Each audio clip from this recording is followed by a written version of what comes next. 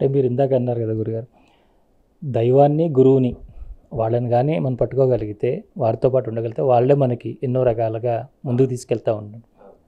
ప్రతి స్థాయిలోనూ అంటే గురువు అనేవారు చిన్న స్థాయిలో ఉన్న మనుషులు కావచ్చు, పెద్ద స్థాయిలో ఎవరు ఏ స్థాయిలో ఉన్నా కానీ గురువు అనేవాళ్ళు మాత్రం కంపల్సరీగా వారి యొక్క కరుణ కానీ వారి ఆశీర్వచనం అందరికీ ఒకేలా ఉంటుంది. అవును, తప్పకుండా. అవును, అసలు గురువుల స్థాయి అనేది లేదు, గురువుల దగ్గర లేదు, గురువుల దగ్గరికి వెళ్ళే వాళ్ళకి లేదు, గురువులు చూసే దృష్టిలోనే ఉండదు. ప్రకృతి మొత్తాన్ని ఒకేలా చూస్తారు, మనుషులే వాళ్ళ దగ్గరికి వచ్చే వాళ్ళనే కాదు, చుట్టూతో ఉండి జంతువుల్ని పక్షుల్ని చెట్లని అన్నిటినీ గురు సామాన్యంగానే చూస్తాడు. వచ్చేవాళ్ళు ఎంత గ్రహించగలుగుతారనేది వాళ్ళు ఆ గురువు దగ్గర వాళ్ళు ఎంత గ్రహించగలగాలి అంతే. ఇవాళ ఎలాంటి వృత్తిలో ఉన్నా ఏ విధంగా ఉన్నా వారు గురు సాంప్రదాయంలోనూ ఒక గురువుని పట్టుకున్న వాళ్ళు చేసే పనిలో కానీ వాళ్ళ నైపుణ్యత కానీ వాళ్ళు దాని మీద ఉండే శ్రద్ధ కానీ అవంతా కూడా చాలా అద్భుతంగా ఉంటాయండి. అట్లాంటి వాళ్ళు ఉన్నత ఉద్యోగాలు ఉన్నప్పుడు ఆ చుట్టూ ఉన్న సంఘం గురించి, సమాజం గురించి, ప్రజల గురించి మంచిగా కోరుతూ ఉంటారు. అలా కోరే వాళ్ళల్లో మనకి ఎల్వి సుబ్రహ్మణ్యం సార్ చాలా వారు ఎంతో చేస్తున్నారు. ఎన్నో ధార్మిక సంస్థలకి సలహాదారుగా ఉంటూ ధర్మాన్ని ముందుకు తీసుకెళ్ళటంలో ఎంతో కృషి చేస్తున్నారు వీరు. ఇలాంటి వారు ఉండబట్టేనైనా ఎన్నో రంగాల్లో అక్కడక్కడ ఇట్లా ఉండబట్టే ఈ మాత్రం ధర్మం ఇంకా నిలబడింది. అండ్ అది మనం అనుకుంటాం కానీ ఇలా ఆచరణ చేయటం అనేది కూడా అంత తేలికైన విషయం కాదు.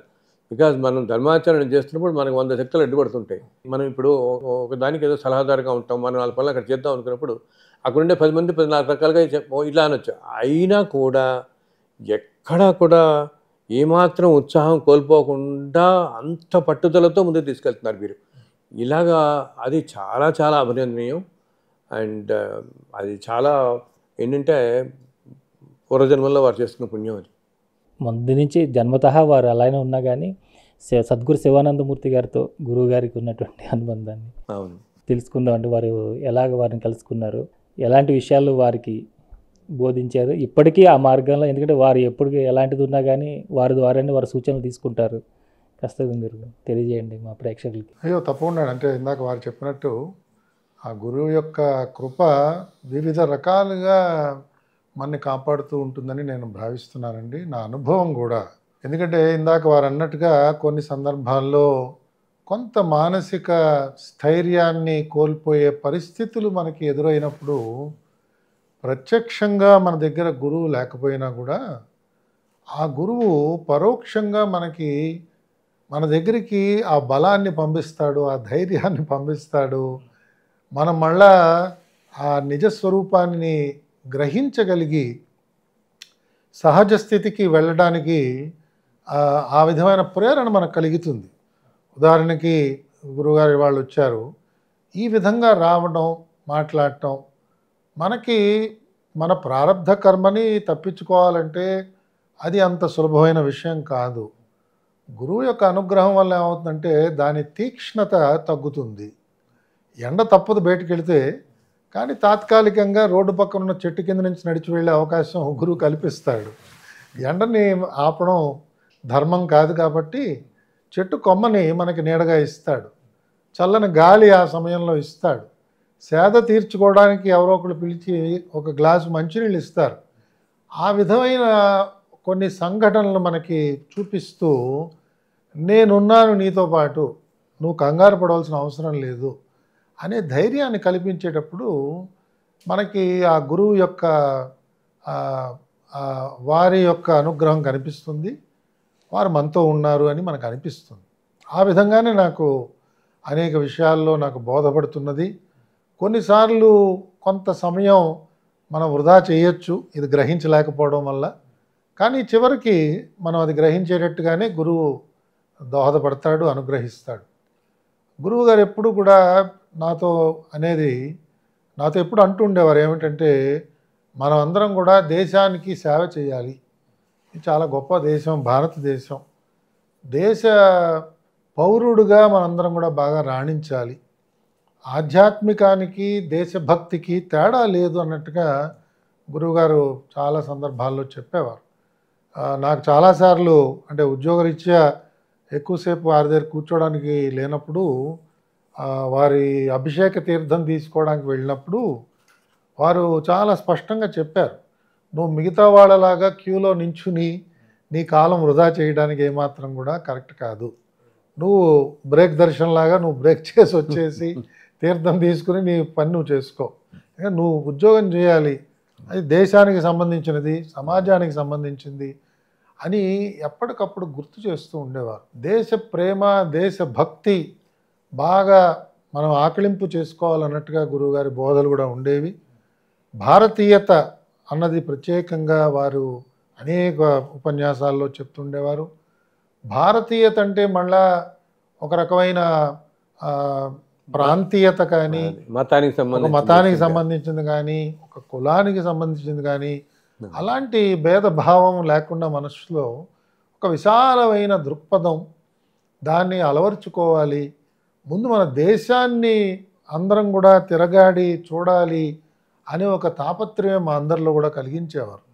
ఆల్మోస్ట్ ప్రతి సంవత్సరం లేకపోతే 2 సంవత్సరాలకు ఒకసారి మమ్మల్ని పర్యటనలకు తీసుకెళ్ళేవారు.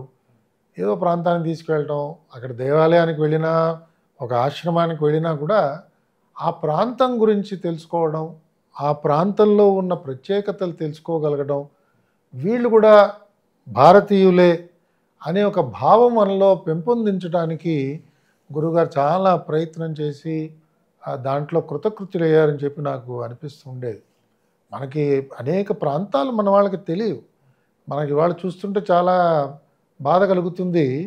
విదేశాలకు వెళ్ళి కాలము, ధనము ఖర్చు పెట్టడానికి సిద్ధంగా ఉన్నారు, కానీ మన దేశంలో వివిధ ప్రాంతాలకు వెళ్ళి అక్కడ ఉండి ఒక 2 రోజులు 3 రోజులు బస చేసి అక్కడ ఖర్చు పెడదాం ధనం అని చెప్పి అందరిలో కూడా రావడానికి గురువుగారు ఎప్పుడూ మాకు ప్రేరణ ఇచ్చేవారు.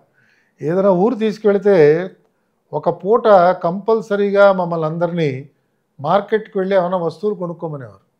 అది వారణాసి క్షేత్రం కావచ్చు, లేదా జాగేశ్వర్ చిన్న గ్రామం కావచ్చు. చిన్న గ్రామం జాగేశ్వరం.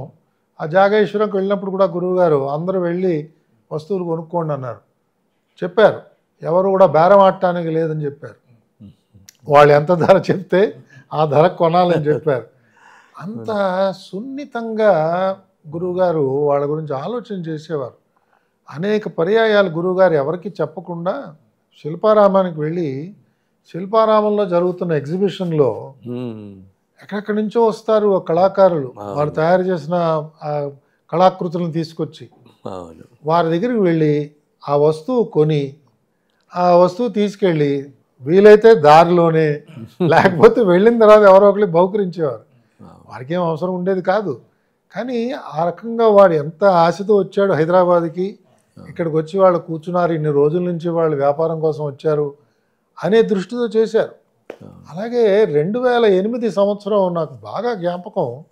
అమెరికా దేశంలో మనకి ఒక పెద్ద క్రైసిస్ వచ్చి అక్కడ ఆర్థిక ఇబ్బందులకి దేశం బాగా గురైనప్పుడు ప్రత్యేకంగా గురువుగారు ఒక బృందాన్ని తీసుకుని అమెరికాకి వెళ్ళి ఆయన 2-3 కంటైనర్లతో సామాన్ అక్కడ కొన్నారు. ఆ సేల్కి వెళ్ళి ఏమిటేమిటో కొన్నారట. ఆయన చుట్టూతో ఉన్న వాళ్ళందరూ ఆశ్చర్యపోయారట, ఎందుకు ఇవన్నీ గురువుగారు కొంటున్నారని. అంటే అప్పుడు గురువుగారు చెప్పారట, అమెరికా దేశం మన దేశంలో ఎంతమంది యువత యువకులకి ఉద్యోగ అవకాశాలు ఇచ్చింది, ఎంతమందికి ఆర్థిక వెసులుబాటు వచ్చింది ఆ దేశం వల్ల. మనం ప్రత్యుపకారంగా కనీసం ఈ మాత్రం చేయకపోతే ఎలాగా, ఆ దేశం అలా పుంజుకోవాలి అనే దృష్టితో వారు వెళ్ళారు. కాబట్టి ఈ సంఘటనల ద్వారా నాకు అర్థమవుతున్నది, గురువు గారు ఒక విశ్వమానవ ఒక దృష్టితో ఉండేవారు. వారికి ఒక దేశము, ఒక ప్రాంతము, ఒక మతము, ఒక కులము, ఒక ఆచారము అనే ఒక పరిమితులు లేకుండా ఆ విశాలమైన దృక్పథంతో ఉండడం వల్ల ఎవరితో అయినా కూడా ఆయన మమేకం అవడానికి ఎక్కువ సమయం పట్టేది కాదు. మమ్మల్ని అందరినీ కూడా ఆ మార్గంలో సంచారం చేయవలసిందిగా వారు బోధించేవారు. ఇవన్నీ కూడా మనకి ఆ విధమైన గురువుల యొక్క అనుగ్రహం వల్ల, ఇలాంటి నడిచే గురువుల వల్ల మనకి దొరికే ఆ గొప్ప అదృష్టం, గొప్ప సంపద, దాన్ని నెమరు వేసుకుంటేనే ఆనందం కలుగుతూ ఉంటుంది. అదే మనకి వారిని మళ్ళీ జ్ఞాపకం చేసుకుంటే వారిని మళ్ళీ మన దగ్గర కూర్చున్నట్టు పెట్టుకున్నట్టుగానే మనకు అనిపిస్తూ ఉంటుంది. వారి దగ్గర కూర్చున్నాం అనిపిస్తుంది అంతే.